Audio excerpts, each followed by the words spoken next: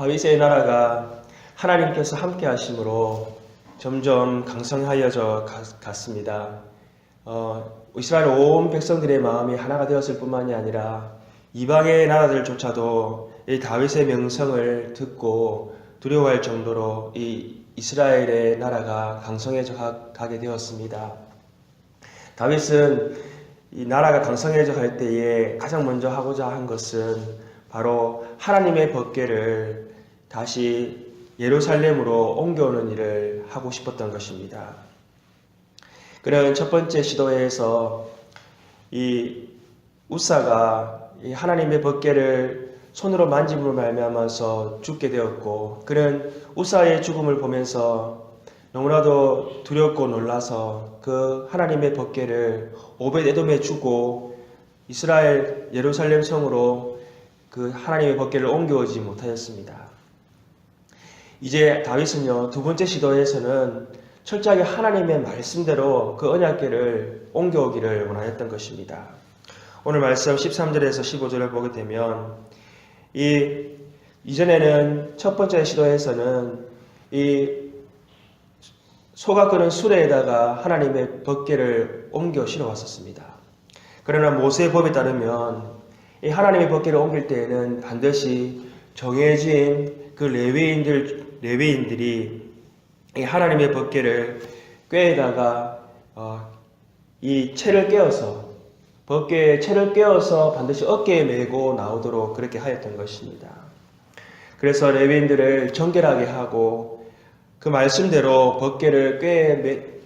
법궤를 채에 꿰어서 어깨에 메고 이렇게 나오도록 하였던 것입니다. 다윗은 이 첫 번째 시도에서 우사가 죽는 것을 통해서 하나님께서 임재하시는 그 하나님의 법궤, 그 법궤가 얼마나 거룩하고 구별된 것인가 하는 것을 그는 잘 깨달았던 것입니다. 오늘 이 다윗은요, 이 법궤를 옮겨옴에 있어서 얼마나 그것을 잘 정성껏 준비하고 그 하나님의 법궤를 잘 준비하여서 이렇게 옮기게 되었는가 하는 것을 알 수가 있습니다. 이 레위인들과 제사장들을 다 불러 모았어요. 그들 중에서 노래하는 자를 정하고 또 각종 악기들, 오늘 보게 되면 비파와 수금과 재금과 나팔 등의 이 각종 악기들을 다 연주할 수 있도록 그렇게 준비하였습니다. 그리고 25절을 보게 되면 이 이스라엘의 지도자들, 장로들과 천부장들을 다 불러 모아서요, 같이 오벳에돔의 집으로 가서 레위인들과 함께 그 하나님의 법궤를 이제 메어서 이렇게 나오게 하였던 것입니다. 그리고 숫송아지 7마리와 그리고 수장 7마리를 잡아서 하나님께 예배를 드렸습니다. 그리고 그 법궤가 이제 점점 이 다윗성으로 오게 될 때에 이 이스라엘 백성들은요, 큰 소리로 이렇게 환호하면서 다윗은 그 하나님의 법궤가 예루살렘 성에 들어올 때에 그 법궤 앞에서 춤을 추며 뛰놀았다라고 성경은 그렇게 기록하고 있는 것입니다. 단순히 그가 춤을 춘 것이 아니라 그는 하나님의 법궤 앞에서 춤추며 뛰노는 그러한 일을 하였던 것입니다. 왕이 마치 백성들 앞에서 춤을 추고 뛰노는 것을 보면서 이 미갈은 그 다윗 왕을 보고 업심여겼더라. 성경은 그렇게 기록하고 있습니다. 다윗 왕은 왜 왕의 체면도 다 이렇게 외면하고 그것을 잊어버리고 법궤가 다윗성에 들어올 때에 그것을 보고 기쁨으로 뛰면서 춤을 추었을까요? 다윗은 지금까지 함께 하셨던 그 하나님이 이제 다윗성에 법궤가 들어옴으로 말미암아서 이제는 언제나 함께 하실 그 하나님을 기대하면서 그는 춤추며 기뻐하였던 것이었습니다. 다윗이 이새의 아들로 양을 칠 때에 하나님은 선지자 사무엘을 보내서 기름을 부어주시고 네가 이스라엘의 왕이 될 것이다 라고 그렇게 말씀해 주셨습니다. 그 예언의 성취는, 그 언약의 성취는 오랜 시간이 지나서 이루어졌습니다. 그러나 다윗이 양을 지키기 위해서 많은 양을 지키면서 이리와 승냥이 이러한 그 맹수와 함께 싸울 때에도 하나님은 함께 해주셨고요. 그리고 하나님의 이름을 만유리 여기는 그 블레셋의 골리앗과 싸울 때도 하나님께서는 함께 해주셨습니다. 또한 다윗이 사울의 그 창을 피하여 도망 다닐 때에도 그 음침한 골짜기에 있는 가운데서도 하나님께서는 늘 함께 해주셨습니다. 이제 다윗이 사울을 이어서 이스라엘의 왕으로 세워질 때에도 하나님은 다윗과 늘 함께 하심을 하나님께서 보여주셨던 것입니다.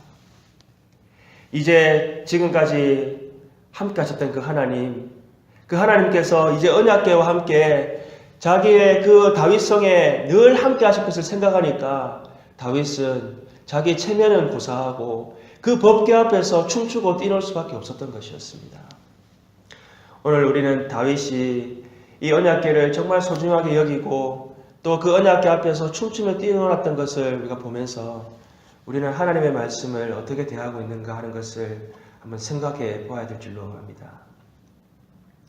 하나님은 우리에게 하나님의 말씀을 통해서 하나님의 뜻을 알 수 있도록 우리에게 말씀을 주셨습니다. 그리고 하나님의 말씀을 통해서 우리에게 하나님께서 공급해 주시고자 하시는 힘과 능력을 우리에게 날마다 하나님은 공급해 주시기를 원하시는 것입니다. 또한 하나님은 말씀을 통해서 우리의 삶을 인도하고 계십니다.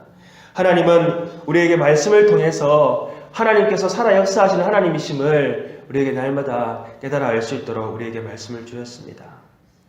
우리에게 하나님의 말씀을 가까이 하는 것이 가장 큰 복이라는 것을 우리는 깨달아야 할 줄 믿습니다. 하나님 말씀 가운데 나아갈 때 우리의 인생이 가장 기쁘고 가장 우리의 인생이 의미 있다는 것을 우리는 분명히 기억하고 날마다 말씀을 사모하고 그 말씀 앞으로 나아가는 저와 여러분들 되기를 소망합니다. 함께 우리 기도하겠습니다.